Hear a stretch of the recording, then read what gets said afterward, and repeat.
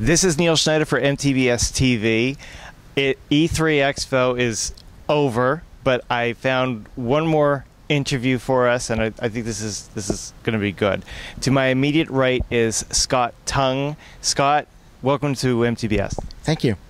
Now, if I may, you're a unique individual and very talented. Can you tell us a little bit about yourself? Sure. I attended Becker College as my undergrad in the game programming program, and I did an IT associate's degree as well. And I'm also autistic as well. So for those who aren't familiar, can you elaborate what it means to be autistic? Sure. I specifically have a syndrome called Asperger's syndrome, which is part of autism, which is part of the it's on a spectrum. So I'm on the higher functioning of it.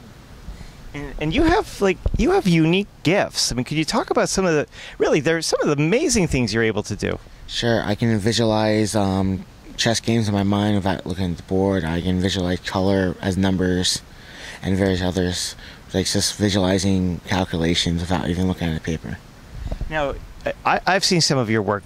Very, very talented. You work in game development, yes? Yes, on the serious/simulation side right now.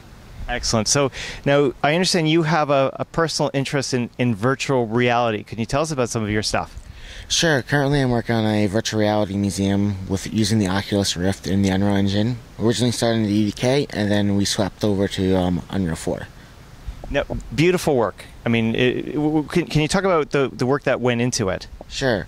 Originally the project started out as a class-wide assignment that fell apart. I picked up the reins myself for my final year, and I was the Unreal developer in the project. I had a project manager and a 3D artist on the project. I handled all the Unreal-related tasks like the Kismet sequences, the matinee editor, and all the materials plus level design and lighting. Excellent, excellent. Now, at E3, you know, all about gaming. Did you see anything that caught your eye? The return of Grim Fandango on the PC. Okay. What about VR? Did you see anything interesting? VR, I got to see, check out the DK2 again. I got to see that. That's interesting. Got to try Aliens. Don't want to play that in VR. And I got to try out the 3D platformer they had as well in DK2. What was your favorite so far? My favorite, probably the Couch Night demo that I saw at GDC and the EVR Valkyrie demo. Wonderful. Now, you know, of course, E3 is all about video games. In your opinion, do you think there's, maybe it's not right to say too much attention spent on video games, but do you think there are opportunities well beyond gaming in VR? Absolutely. You can use an educational purposes, like having a teacher teach in ancient Rome as it was actually rebuilt to that time period.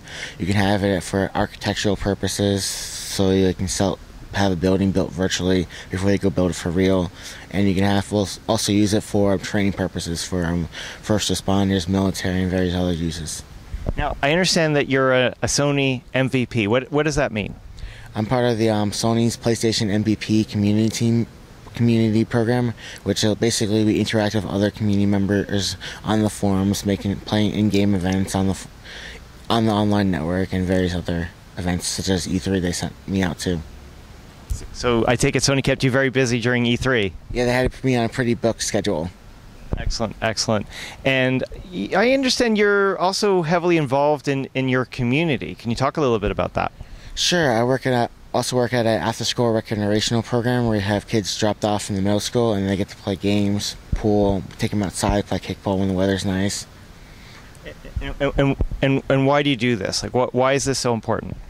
Because not all these kids get to play games like I did, so I bring in the games that they like to play. They couldn't play Rock Band, so I bought a Rock Band kit for the kids to play at the program.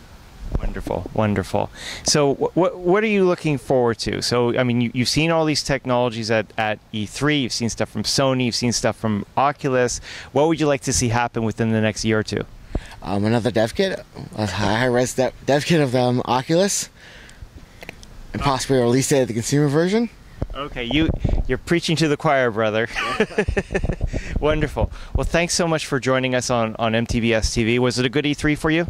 Yes, it was a good E3. It was good to see all the virtual reality stuff take front stage sometime a little bit this year. Okay, wonderful. Thanks for joining us, Scott. This is Neil Schneider for MTBS-TV, finally signing off.